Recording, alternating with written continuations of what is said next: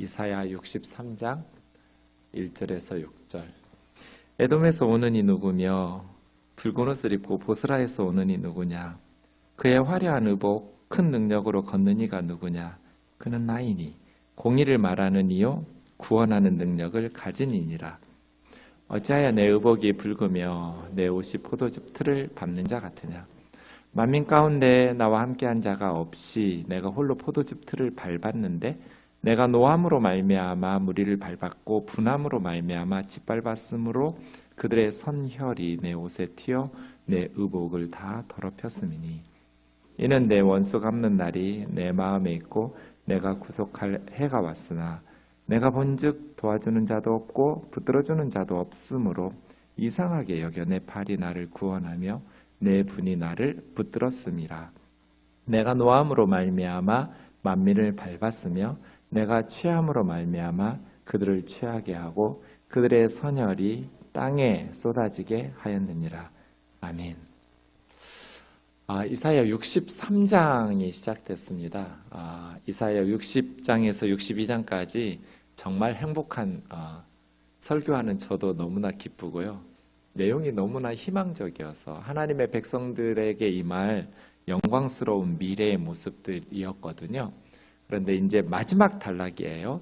이사야 63장에서 66장까지는 이사야서 전체를 복습하는 것 같아요. 읽을 때마다 느낌이.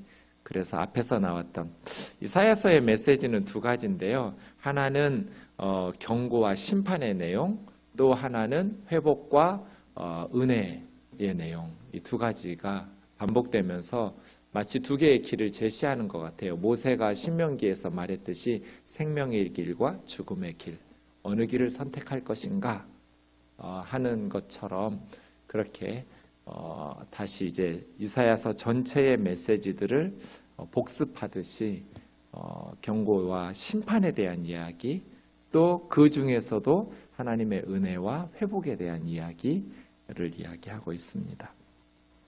오늘 1절부터 좀 보겠습니다. 질문이 두 가지가 나올 텐데요. 우선 1절이 첫 번째 질문입니다. 에돔에서 오는 이 누구며 붉은 옷을 입고 보스라에서 오는 이 누구냐. 그의 화려한 의복 큰 권능으로 걷는 이가 누구냐. 첫 번째 질문이에요. 누가 이런 질문을 할까요? 근데 또 대답하죠. 그는 나이니 공의를 말하는 이요 구원의 능력을 가진 이니라. 그럼 지금 에돔에서 보스라에서, 보스라는 에돔의 수도예요. 네. 일본에서 오는 이 누구냐, 동경에서 오는 이 누구냐, 이런 식이죠. 한국에서 오는 이 누구냐, 서울에서 오는 이 누구냐, 비슷한 거예요. 단순히 보스라만을 말하는 것이 아니라 에돔의 수도 보스라를 이야기했지만 사실은 에돔 전체를 말하는 것이죠. 그러니까 누군가가 지금 오고 있어요. 그런데 어디서 오냐면 에돔에서 오고 있어요. 보스라에서 온단 말이에요. 그래서 이 질문을 던지는 사람은 누굴까요?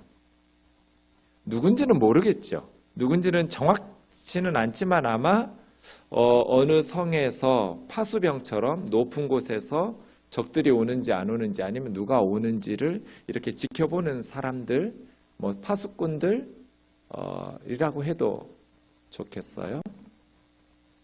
에돔에서 오는 거예요. 누군가가. 그런데 붉은 옷을 입었어요.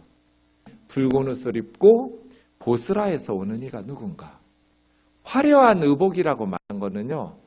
군인으로 한다면 이 문맥상 장군 같은데 개선 장군 같거든요. 그런데 개선 장군이 오면 함께한 많은 군사들을 거느리고 장군이 올 거잖아요. 근데 그런 개선 장군은 아닌 거 혼자 와요. 네. 화려한 의복 장군으로 한다면 완전 무장하고 그렇게 권위 있게 그리고 큰 능력을 가지고 위풍당당한 모습으로 걸어오는 거예요. 화려한 의복 아주 위험 있게 차려입고 큰 능력을 가진 당당한 모습으로 예루살렘을 향해 걸어오는 것 같아요. 에돔에서 왔고 보스라에서 왔어요. 이렇게 질문을 파수꾼이든 아니면 다른 사람들이든 던졌어요. 저분이 누구냐 했더니 오는 그분 화려한 의복, 큰 능력으로 에돔에서 보스라에서 오시는 분이 나다 그러는 거예요. 그는 나이니. 그런데 공의를 말하고 체다카 구원의 능력을 가진 예수와의 능력을 가진 계속해서 체다카와 예수와는 우리가 이사야서에서 공부했었죠. 그럼 이분 누구예요? 하나님이에요. 에돔에서 보스라에서 화려한 의복, 화려하다기보다는 권위 있는, 잘 차려입은, 권세 있는, 완전 무장한 장군처럼 큰 능력으로 하나님께서 오시는 거예요. 하나님은 왜 에돔에서 오시는가? 그런데 그냥 나다라고 말씀하실 뿐 아니라 하나님이셨는데 공의를 말하시는 하나님. 하나님은 거짓이 없으세요. 그래서 우리 하나님 좋아요. 거짓말을 안 하시니까. 네. 하나님은 가짜뉴스를 퍼뜨리지 않으세요. 공의를 말하세요. 그리고 하나님은 말씀만 하시는 것이 아니라 구원하는 능력도 있으신 분이에요. 그냥 말만 하시는 분이 아니고 구원의 능력을 가지신 분. 공의를 말하시고 구원의 능력을 살살 말하기로 했지. 네. 구원의 능력을 가지신 분 아니에요. 네. 처음부터 이렇게 오버페이스 되면 끝까지 설교 못할지도 몰라요. 팩하고 쓰러지면 안 되니까 에너지를 아껴야 돼요. 공의를 말하시는 분. 우상들은요, 거짓을 말하죠. 이단들은 거짓을 말해요. 그런데 우리 하나님은 공의를 말해요. 그래서 하나님의 일하시는 것은 정당해요. 항상 옳아요. 그 하나님께서 공의와 구원을 위해서 에돔에서 오신다는 거잖아요. 그런데 이 단락에 보면 빨간색, 붉은색이 계속 반복되어서 나와요. 사실 보스라라는 말 자체도 사실은 붉은색하고 연관되어 있는데 보스라라는 말이 바차르라는 동사에서는 이게 포도즙을 이렇게 수확하는 거거든요. 포도를 수확해서 짓밟으면 빨간 포도주 붉은색이 나오잖아요. 보츠라라는 말 자체도 붉은색과 연관되어 있어요. 근데 하나님께서 붉은 옷을 입고 오세요. 이게 첫 번째 질문이에요. 에돔에서 오느니 붉은 옷을 입고 보스라에서 오느니 저분 누구지? 나다. 공의를 말하는 구원의 능력을 가진 하나님이다. 나다. 이게 첫 번째 질문과 대답 2절이요. 두 번째 질문. 어찌하여 내 의복이 붉으며 내 옷이 포도즙 틀을 밟는 자 같으냐? 이게 두 번째 질문인데요. 계속해서 질문은 파수꾼들이 하겠죠. 아니면 파수꾼과 같은 어떤 사람들이. 그런데 이런 식으로 반말하면 돼요, 안 돼요?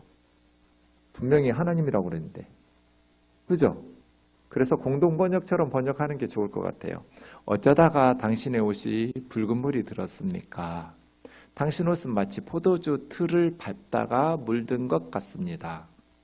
이런 의미로 두 번째 질문 던진 거예요. 어찌하여 하나님의 옷이 그렇게 빨갛냐고. 마치 포도즙 틀을 포도를 따서 붉은 포도를 따서 포도즙 틀에 넣고 밟아서 으깨다 보면 그 포도즙들이 옷에 묻어서 붉게 되겠죠. 마치 포도즙 틀을 밟은 자 같습니다. 네. 히브리어 헬라어에 영어처럼 존댓말 반말 없어요. 우리 한글처럼 그런 존칭어가 없어요. 그래서 사실은 2절이 하나님 앞에 반말하는 것 같이 한글 성경, 개역 성경은 번역되어서 공동 번역처럼 번역하는 게 좀 좋겠어요. 그런데 하나님, 공의를 말하시고 구원의 능력을 가지신 하나님, 왜 옷이 붉습니까? 왜 포도즙 틀을 밟은 것 같습니까? 라고 두 번째 질문을 던졌더니 3절에서 마지막 6절까지 하나님 두 번째 대답하시는 거예요. 만민 가운데 두 가지를 말씀하세요. 첫 번째는 홀로. 나와 함께한 자가 없이 내가 혼자 포도즙 틀을 밟았다. 그런데 왜 밟았냐면 노함으로 말미암아 무리를 밟았고 분함으로 말미암아 짓밟았다. 그래서 짓밟힌 사람들의 피, 선혈이 내 옷에 튀어서 내 옷이 붉게 더럽혀졌다. 왜 하나님 에돔에서 오시고 보스라에서 오시는데 하나님의 옷이 그렇게 붉고 포도즙 틀을 밟은 사람 같습니까? 내가 분노함으로 화가 나서 그들의 죄악 때문에 에돔 사람들을 짓밟았는데 에돔 사람들이라고 말하지 않고 무리라고 말했어요. 네. 에돔에서 왔다고 말씀하셨는데 무리들을 짓밟았다. 으깨버렸다. 그래서 그들의 피가 튀어서 내 옷을 더럽혔다. 붉게 물들였다. 노함으로, 분함으로.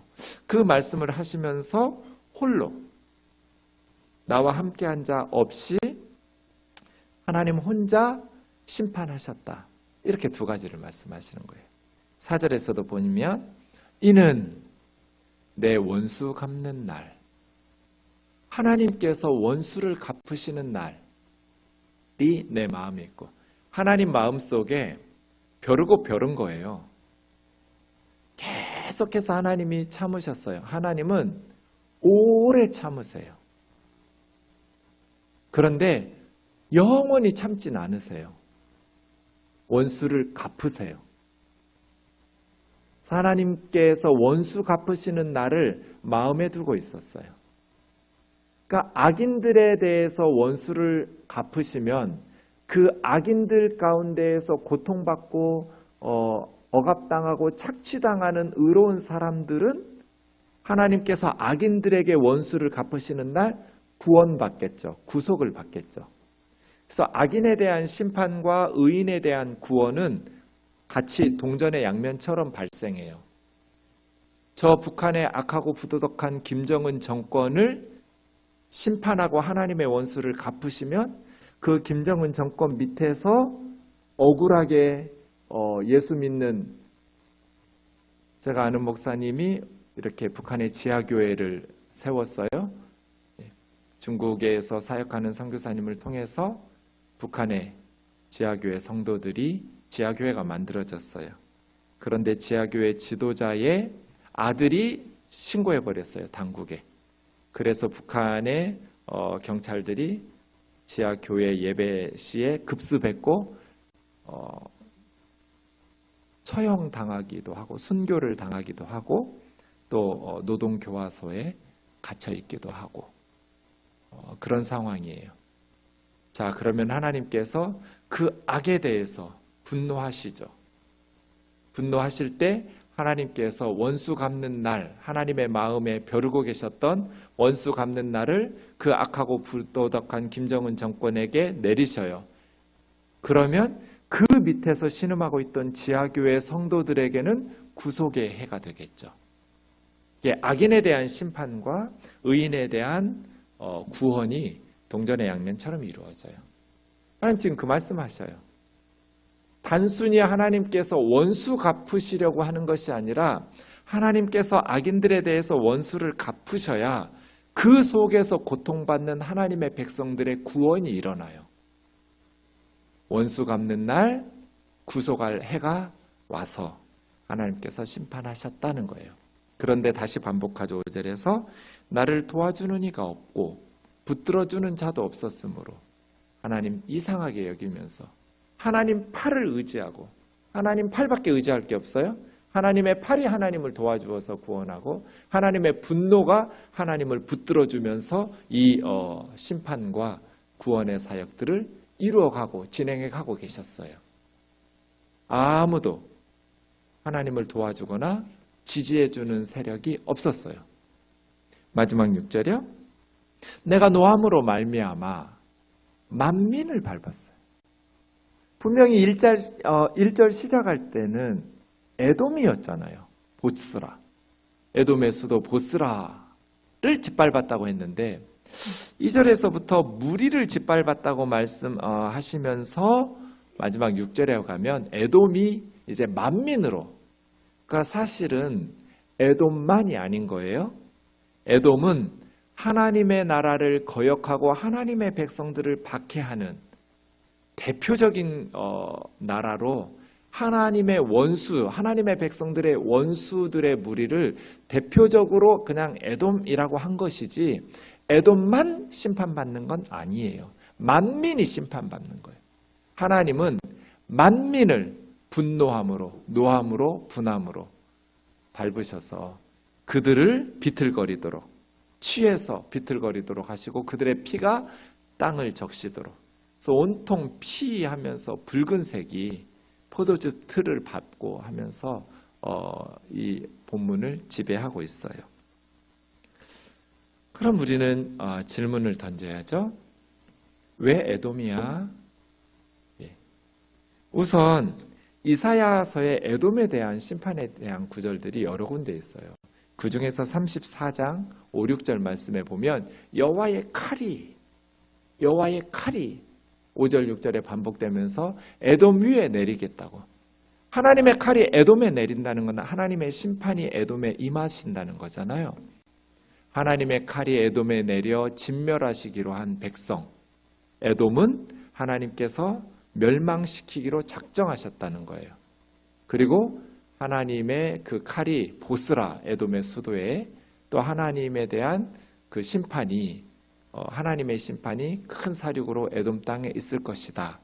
이러한 구절들이 이사야서에 몇몇 구절이 나와요. 에돔에 대해서 이스라엘 백성들은 왜 이렇게 분노하는가? 하나님은 왜 에돔을 심판하시는가? 시편 137편 7절에 보면 예루살렘이 멸망하던 날, 이날은 바벨론에 의해서 예루살렘 성전이 불타고 왕궁이 불타고 왕이 두 눈이 뽑히고 왕자들이 살해당하고 모든 예루살렘의 집들이 불질러지고 바벨론에 의해서 예루살렘이 멸망하던 날, 에돔. 여러분, 에돔이라는 나라의 조상이 누구예요? 에서죠. 에서가 누구예요? 야곱의 쌍둥이 형이잖아요. 이삭의 아들이에요. 그러니까 에돔은 야곱의 쌍둥이 형 에서의 후손이니까 이스라엘의 형제 국가예요. 그렇죠?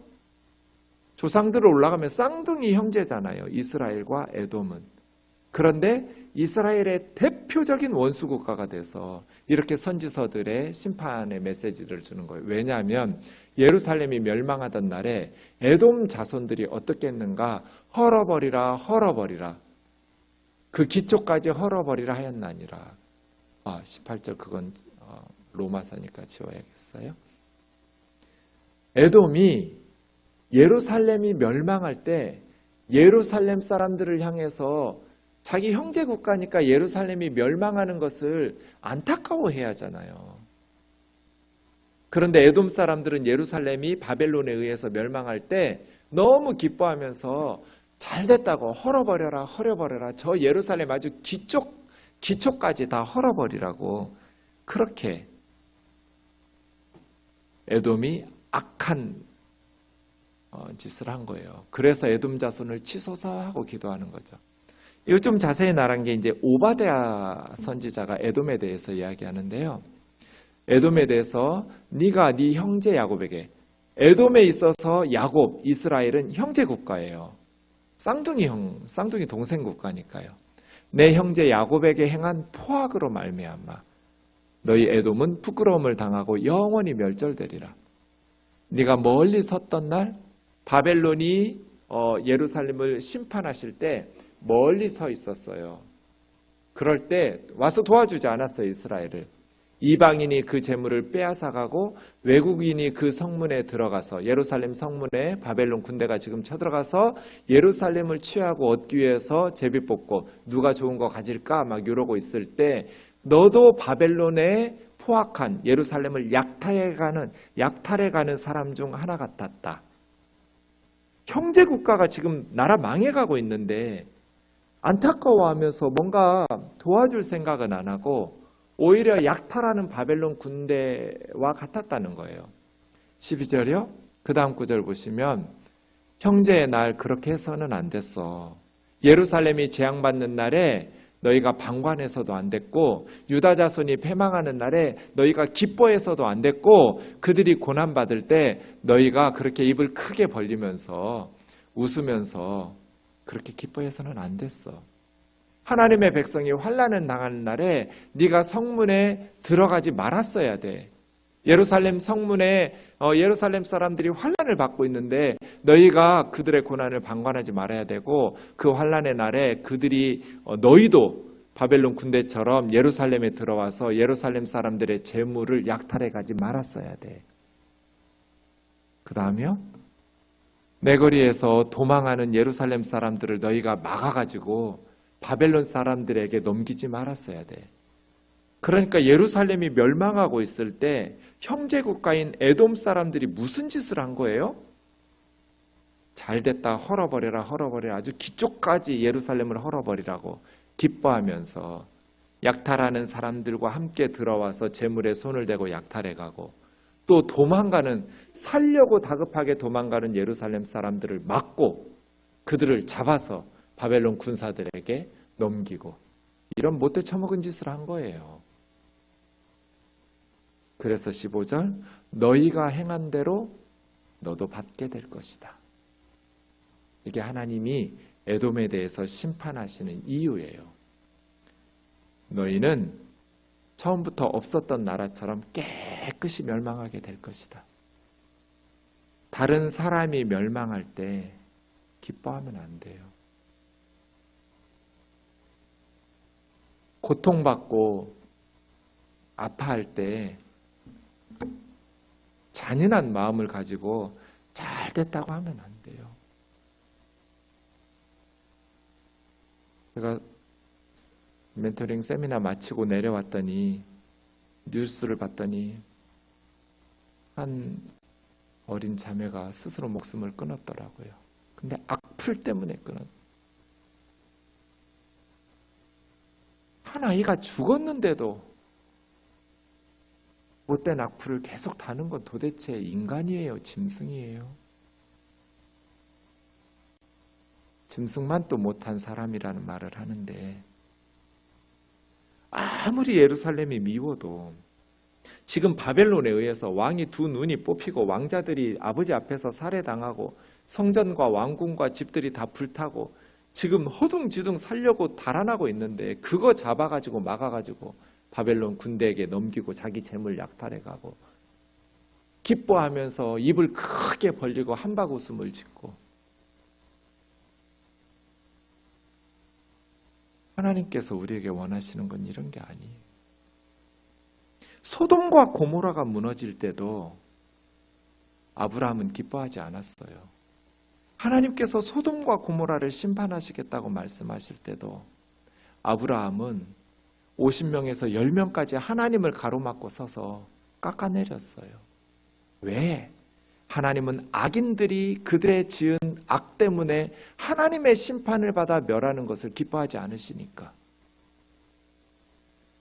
하나님께서 우리에게 원하시는 것은 악인들이 심판을 받을 때 잠잠히 안타까워하고, 내가 그들에게 복음을 전했더라면 내가 그들에게 선한 영향력을 주어서 내가 더 열심히 기도해서 그들이 악에서 돌이켜 회개하고 하나님 앞에 재앙받지 않았더라면, 이런 식으로 미안한 마음을 가지고 하나님 앞에 부끄러운 마음을 가져야지, 무슨 하나님이 조폭의 보스예요? 하나님께서 막 심판하시니까 옆에서 똘마니들처럼 우리는 기뻐하고, 이런 식으로 하나님이 심판을 내리실 때도 하나님의 백성들은 기뻐하면 안 돼요. 장관 옷 벗었어요, 스스로. 그럼 이제 좀 잠잠히 기도하면서 나라를 염려하면 됐지, 거기다가 무슨 말을 그렇게 덧붙이고 악하게. 우리가 죄는 미워해야죠. 그런데 죄인은 불쌍히 여기고 원수는 사랑해야죠. 죄를 미워해야지, 죄인은 우리의 사랑과 긍휼의 대상이어야지. 우리도 죄 지을 수 있고 우리도 실수할 수 있잖아요. 온 나라가 죽일로 만들면 되겠어요? 그런 무서운 사회에서 어떻게 사람이 살아요? 무서워서.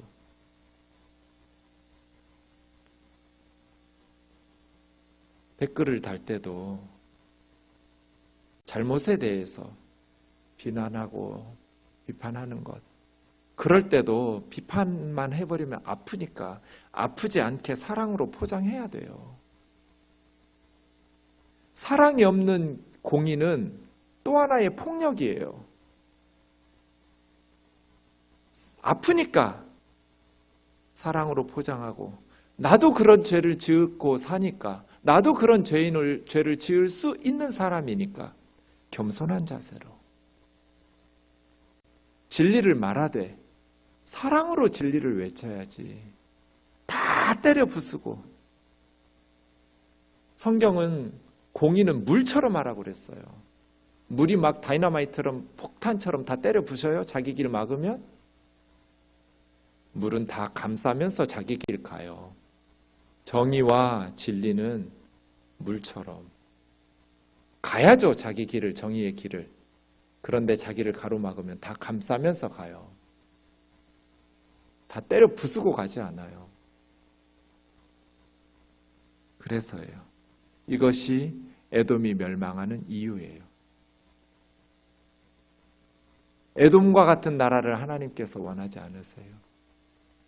하나님께서 우리 그리스도인들에게 예수님의 성품을 닮으라고 그랬고, 나의 본능과 나의 분노와 나의 그러한 감정들을 누르고 부인하라고 그랬지, 내 맘대로 감정을 다 배설하고 쏟아내고 미워하고 그게 믿음 좋은 것처럼. 어쩌면 목사라는 사람들이 그렇게 말을 함부로 해요.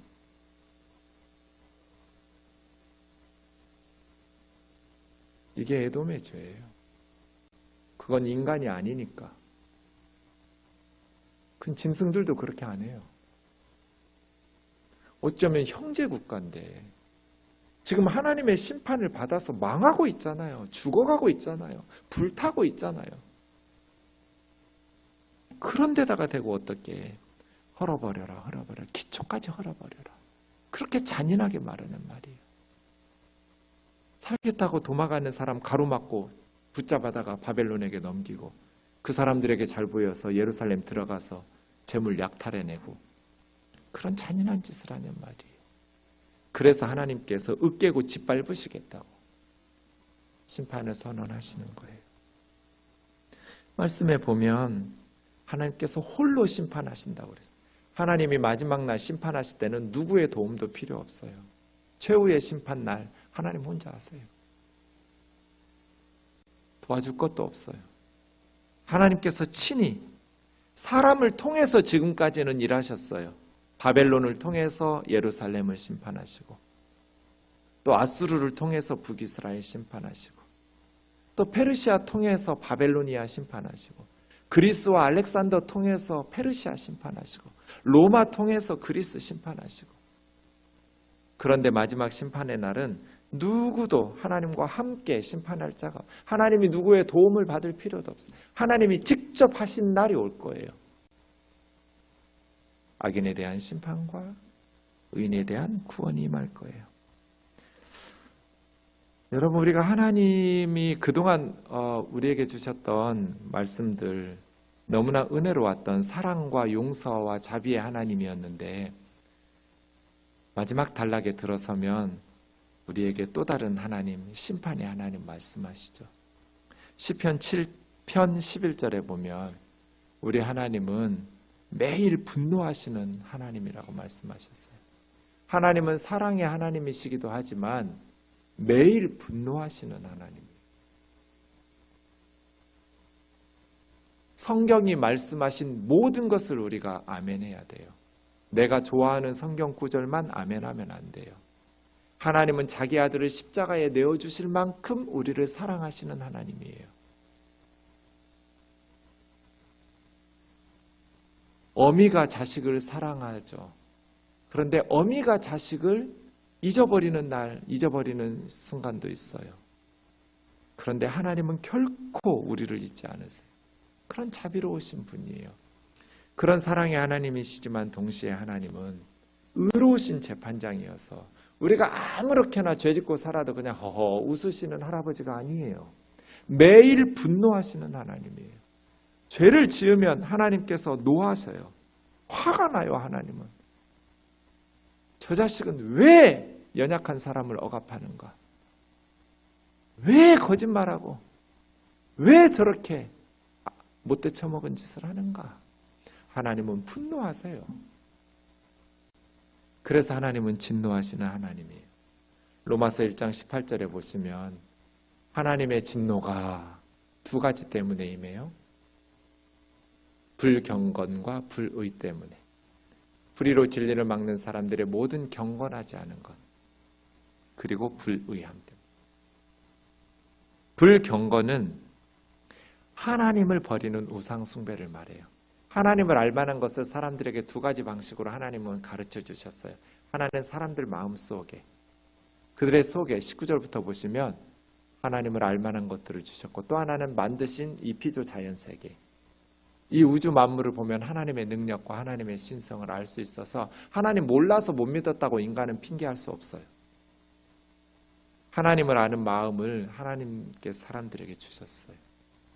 그럼에도 불구하고 21절부터 보면 그 하나님께 영광을 돌리지도 않고 하나님께 감사하지도 않으면서 스스로 지혜 있다고 하면서 어리석게 돼가지고 썩지 아니할 하나님의 영광을 사람, 황제 숭배나, 저 북한은 지금 종교 집단이에요.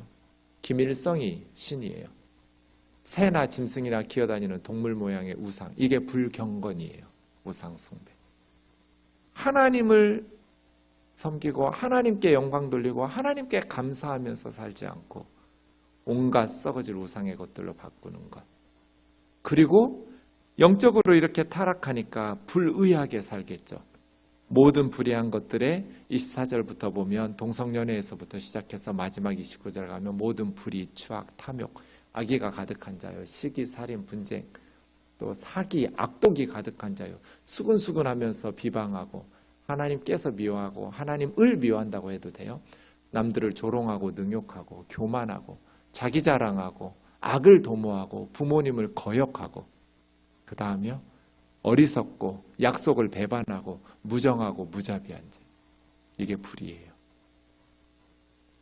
그래서 하나님의 진노와 심판이 에돔에뿐 아니라 만민에게 임해요. 하나님께서 차곡차곡 참고 또 참고 그 악을 차곡차곡 쌓아두는 사람들을 계속해서 참으시지만 하나님께서 심판의 날 불경건과 불의에 대해서 하나님께서 심판하신다. 하나님의 분노를 쏟아붓는다. 그래서 우리 어떻게 해야 돼요? 로마서 3장 23절, 모든 사람이 죄를 범했어요. 하나님의 영광에 이르지 못하고 다 심판을 받아요. 그래서 그리스도 예수 안에 있는 속량, 예수님을 십자가에 우리 죄값을 위해서 하나님께서 속전으로 내놓으시고 우리를 구원하시는 하나님의 구원, 하나님의 은혜로 값없이 의롭다 하심을 얻은 자 되었습니다. 그래서요, 이스라엘 백성들이 의롭게 살아서 다른 나라 사람들보다 더 윤리적으로 착하게 살아서가 아니라 하나님의 구원의 능력, 하나님의 구원의 능력은 예수 그리스도 안에서 나타났어요. 예수 그리스도 안에 있는 속량, 예수 그리스도 안에서 나타난 이 하나님의 구원의 능력을 가지신 하나님의 구원의 능력의 은혜로 말미암아 구원받게 되었어요. 이제 우리는 이 예수 그리스도의 복음, 예수 그리스도의 구원의 메시지를 온 열방에 전하면서 하나님의 구원의 역사들을 일구어 가야겠죠.